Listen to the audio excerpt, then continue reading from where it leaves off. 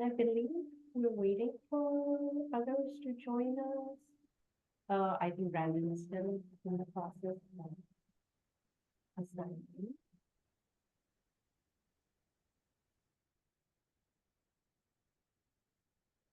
So, Xiomara, if you don't mind starting your presentation, since we weren't able to record the first one, we'd love to record this one so we can put it on our YouTube channel. Sure, okay. Welcome everyone. I think some people are, joining. Let me just show my presentation.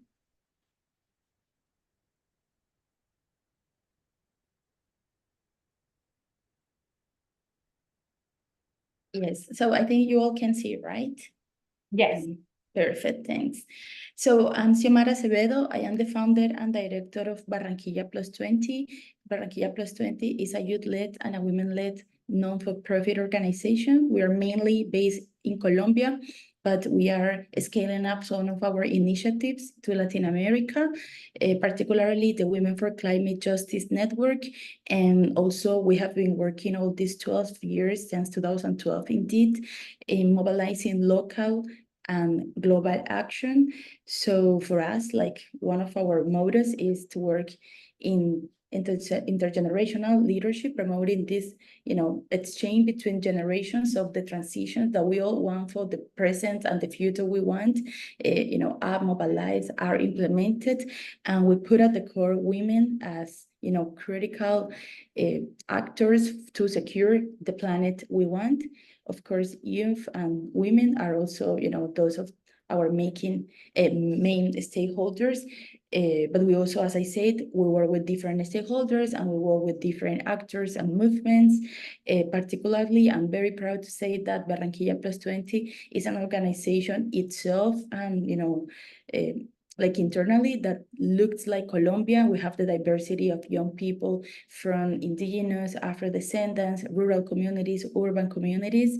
We were all working also at national level, mainly in the areas of mobilizing young people and women for climate justice, for water conservation, for biodiversity conservation as a very important cross-cutting issue. We work for gender. For us, gender is also very important, gender equality, because we consider that if climate justice is not securing the rights of IPLCs and women and young people, it's not going to be enough. It's indeed the climate action that we don't need.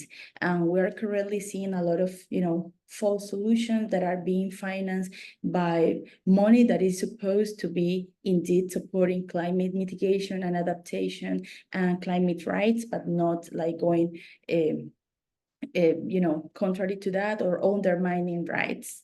So some of our goals are to strengthen, to create, to support social environmental movements, campaigns, processes, initiatives that are working to secure the territory, that are working to guarantee citizen engagement, especially the voices of those that have been traditionally, sidelined from the global environmental decision-making scenarios, such as indigenous peoples, Afro-descendants communities, women, young people. So we work to shift that and indeed put these people at the center of climate and environmental action. We work also to develop legal actions for climate planning, so we can, raise these voices, raise these demands, and mobilize concrete policies and solutions at any level, since the most local level, since the school level, the neighborhood level, but also, the CDC and the global decision-making scenarios dedicated for climate, environment, and biodiversity.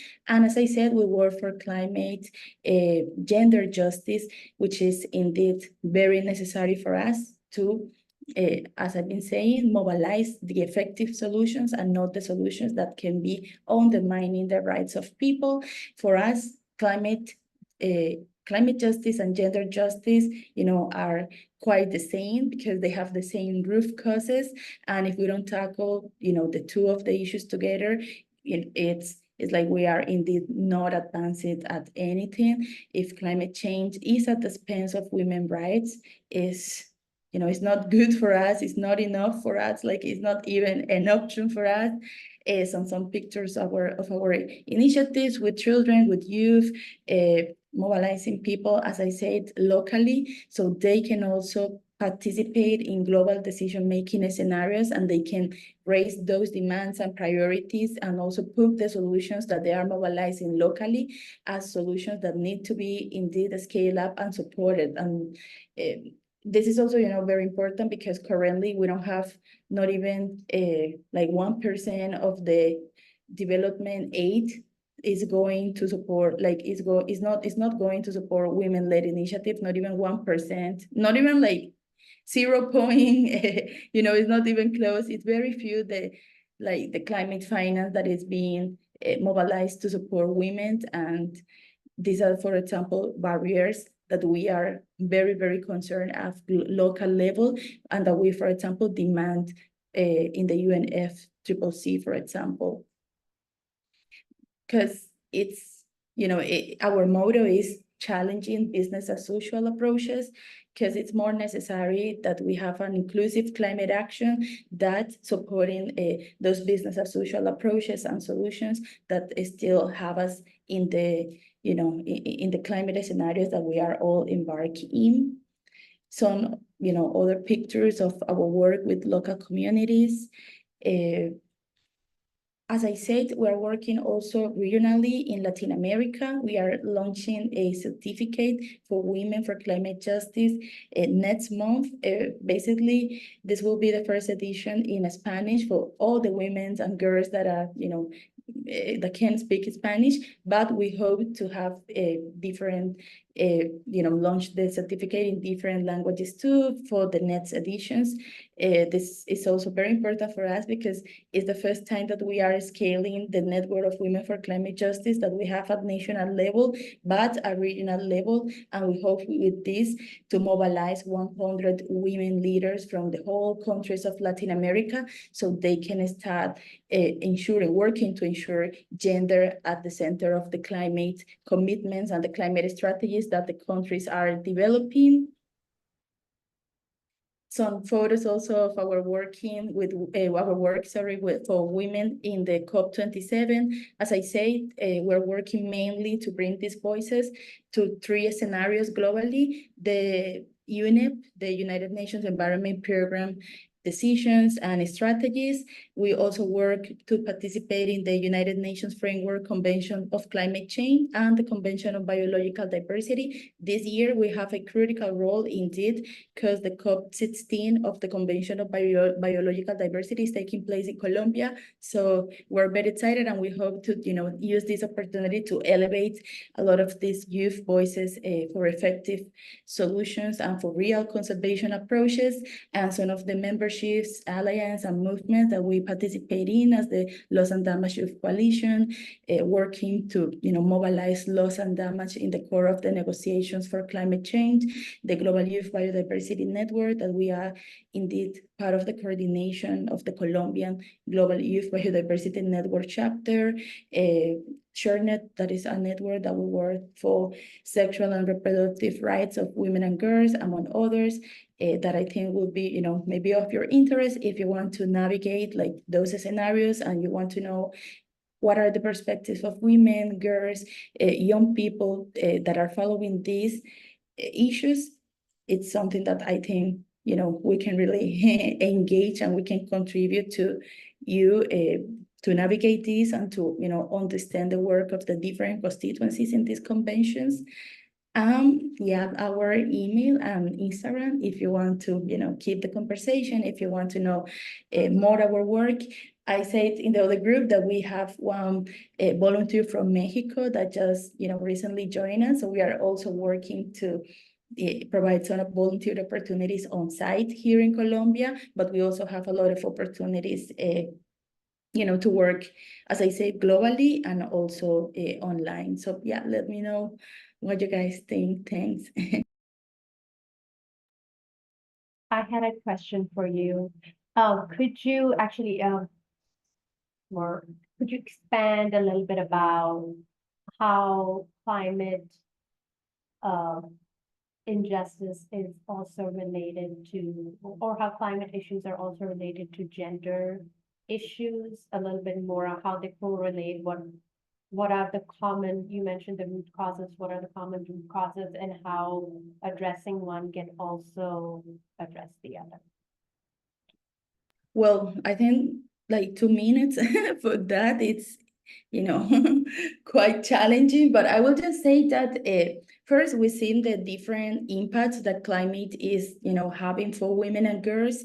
We see some indicators like for example, women are more affected for climate migrations. Women are the 70% of the people that are poor, considered poor in global economy, and others, that support the relationship of gender and climate. Gender is not, climate is not gender neutral. It has, we already know some of the burdens of climate change are being disproportionately felt on women and girls.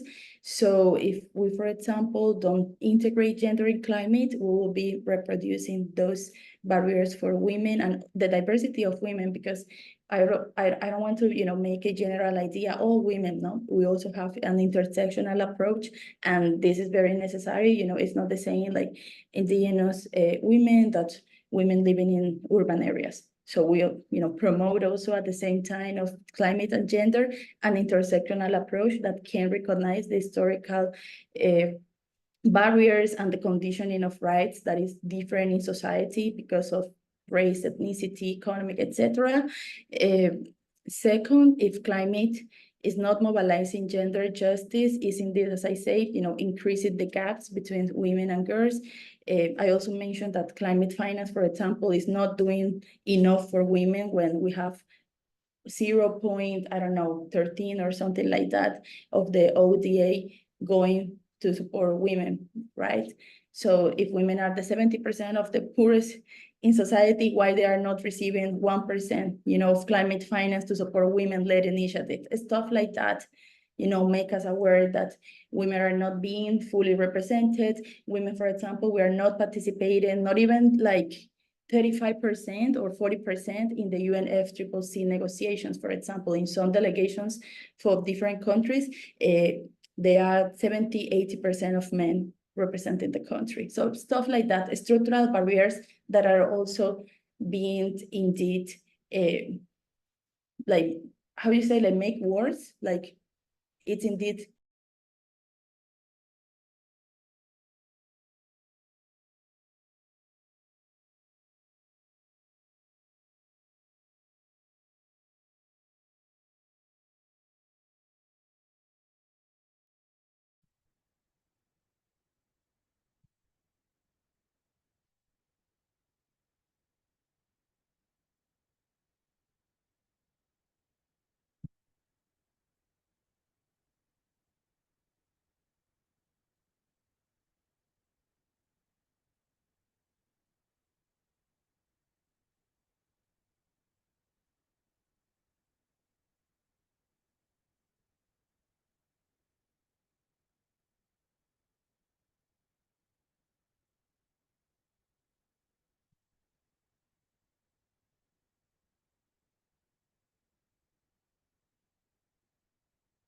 Hi, everyone.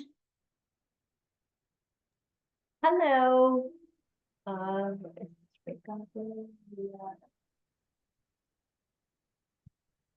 Okay, KGSA will be presenting this one. Yep.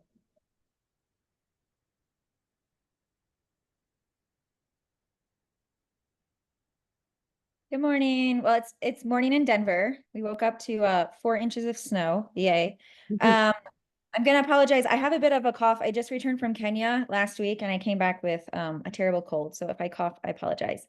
So I'll go ahead and get started because I know the other sessions we all got cut off. So the KGSA Foundation partners with the Kibera Girls Soccer Academy to provide a free holistic high school education to 150 girls every year in the Kibera slums of Nairobi, one of Africa's largest informal settlements. And our vision is to educate, inspire, and empower girls. It was founded in 2002 as a soccer program to get girls off the street and involved into a free high school for girls. Our school was the first free high school for girls in Kenya when it opened in 2006. And we have a holistic model that cares for the whole girl. So in addition to secondary education, we also have youth development. We have mentorship programs. We focus on STEM, health and wellness. So all of our girls get free lunches, free sanitary pads, free healthcare. And we just opened a dormitory 2 years ago where 100 of our 150 girls are being boarded. That is very important because in Kibera, the rates of gender-based violence are rampant, especially during the pandemic. And so the dormitory provides a safe place for the girls to be able to study, to sleep, have access to more meals, and also clean drinking water. So since we started as a school in 2006, we've graduated 412 girls and 100 have pursued higher education, whether that's vocational training, an associate degree, or bachelor's programs. So a little bit about our impact. All of you probably know about the Girl Effect since you're in this forum, but by educating and investing in girls, we uplift girls and their families out of poverty and build a stronger, more resilient Kibera. Research shows that women with a secondary education earn twice as much, and women with higher education can earn almost 3 times as their peers with no education. Before the pandemic, KGSA seniors beat the national average on the national exams in 18 and 19. But like many schools across the world, KGSA test scores, especially in STEM subjects, took a hit from the pandemic and have not recovered. Here's a few of our alumni success stories. So Asha Jafar graduated in 2011, and she is now an international journalist. Dalifa Hassam graduated in 2012. She went on to study education, and she actually is a teacher at the school. Of the 29 staff at the school, we are employing 5 alumni. 1 is our director, 2 are teachers, 1's our social media manager, and 1 is our librarian. So here are some of our future priorities. We only have the capacity to educate 150 girls a year. Where our school is located in the slums, there's no more land. So we are focusing on the best education for those 150 girls. Our biggest program costs are school meals and staffing. We try to provide as many higher education scholarships to our graduates as possible. We find that about 50% of every graduating class, which is around 40 girls, about half want to pursue their education more, and other half are just happy with a high school degree and go on with their lives. We want to improve career support and job skills training, especially in STEM, because tech is really a place that is booming in East Africa. And of course, like in the US, there's a gender gap between boys and girls pursuing STEM careers. And we're in the process of renovating our classroom buildings so we can expand boarding to all girls in the future. So to learn more, I put our website and our social media channels in the chat. We actually have 2 books that have been written about us. Play Like a Girl is a nonfiction novel that tells the history, and then Remarkable Rose is actually a children's book that just came out. You can find them both on Amazon. And Remarkable Rose tells the story about Rose growing up playing soccer in Kibera. And then here is my email, katie@kgsafoundation.org. So I wanted to show you our YouTube channel. Oh, sorry. Cancel. I just want to get out of here. I wanted to show you our YouTube channel so I can show you a video. Some of these videos the girls have made. And so let's pick one. I'm hoping it works. Let's do this one. So our drama club loves to perform, and this is recent, so it can kind of show you the facilities a little bit. I'm gonna make it big. And oh, please work. Okay, here we go.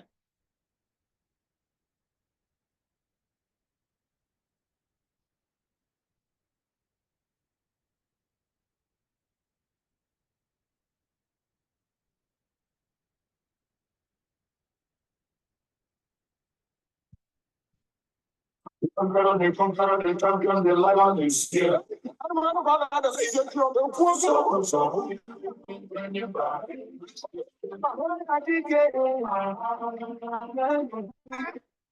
All right, it does not look like it's playing. So, oh, here it goes, here it goes.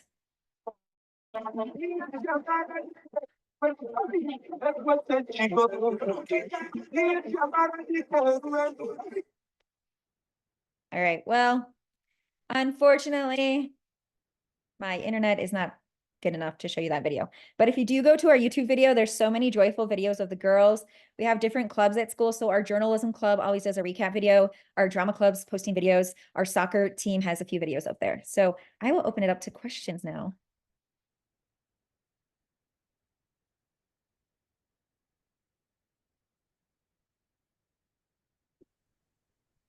Thank you very much, Kati.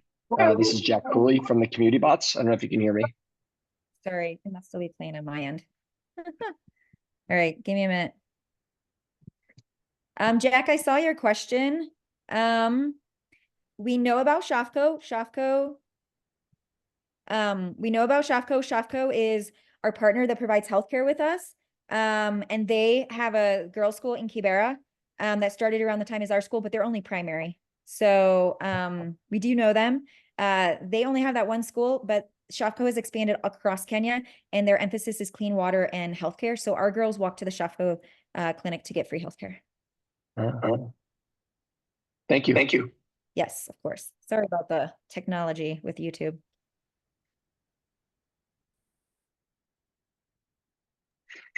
Can you remind me again, your girls are from primary through secondary? We are just secondary, so we are 9th, Oh, 10th, just? 11th, 12th. Wow.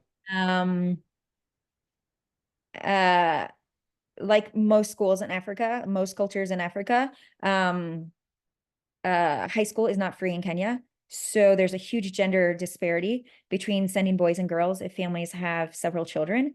Girls are often married off after 8th grade because they're seen as marrying age.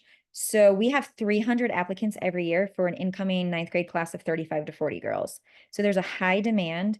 And we choose our girls based on their primary score levels. We make sure they have true financial need and they have a special skill or talent, like soccer, singing, public speaking. There's a huge need for free high schools in Kenya because the public schools cost about $200 a year to send one student, and the typical family in Kibera makes about $60 to $80 a month, and the majority of that goes to food and rent. So yeah. Could you talk a little bit about how this idea came about and your initial setup and how you continue to raise funds for your project? So the school was started by a Kiberan man named Abdul, and it started off as a soccer program. And he saw that girls were not allowed to play soccer with the boys. So he started the soccer program, and then the girls were teenagers and none of them had the opportunity to go to school. So they asked him to start a school. So he started a very small school, 2 volunteer teachers and 13 girls.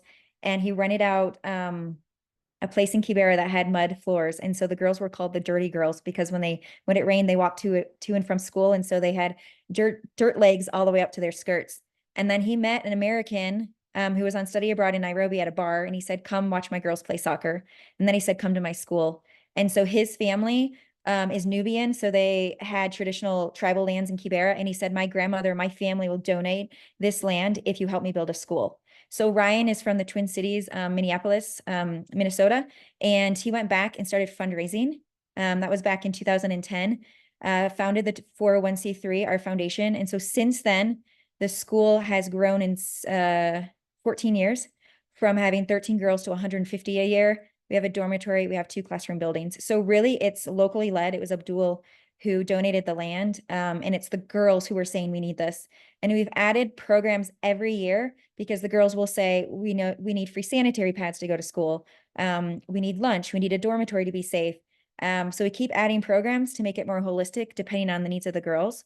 So I am the executive director of the foundation here in the US. I'm the only staff, and I have a board of directors of 10 people. And we fundraise almost about $500,000 a year here in the US to support the school. So we have a lot of donors who are committed and have been giving to us since the beginning. But we're always looking for more partnerships and more donors. So it's a hard job fundraising, as I'm sure Jack knows. Thank you so much. That's amazing.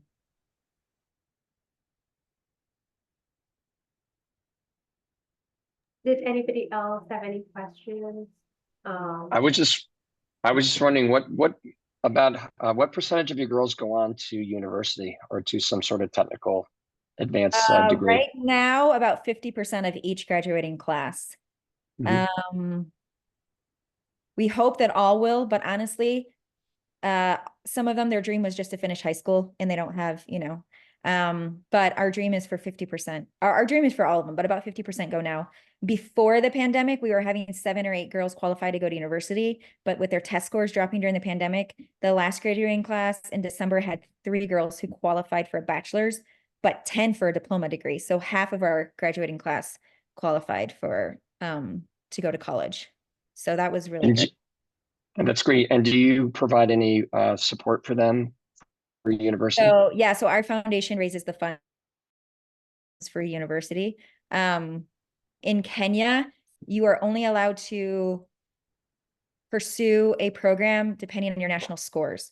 So once our girls get our national scores, they are assigned 3 tracks, and then they are assigned to public universities. Public university is fairly affordable. It's only $3,000 for a bachelor's degree, which is very affordable. Unfortunately, some of our girls have dreams of being careers where they don't score high enough. And so there's a lot of mental health coaching from our school counselors because they're so disappointed. There's a lot of pressure from their parents to be doctors or engineers or lawyers, and there's just not enough jobs and the girls don't do well enough. So we're doing a lot of career coaching and trying to push them where there's jobs, because Kenya has an unemployment rate of 50% for youth ages 15 to 30. So that's honestly our biggest challenge, is making sure the girls go after careers where there's jobs, because if not, they could be very educated and not be able to find a job.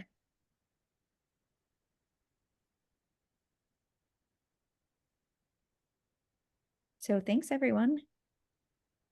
Thank you so much for your wonderful presentation and the great work that you do. Yeah, absolutely. Thank you, and I'll reach out to you. All right, sounds great. Thanks, Jack. Great to Bye. see you, Syra, and meet you. Yeah, I look forward to connecting and bringing coding to the girls very soon. Yes, I hope so. Thank you.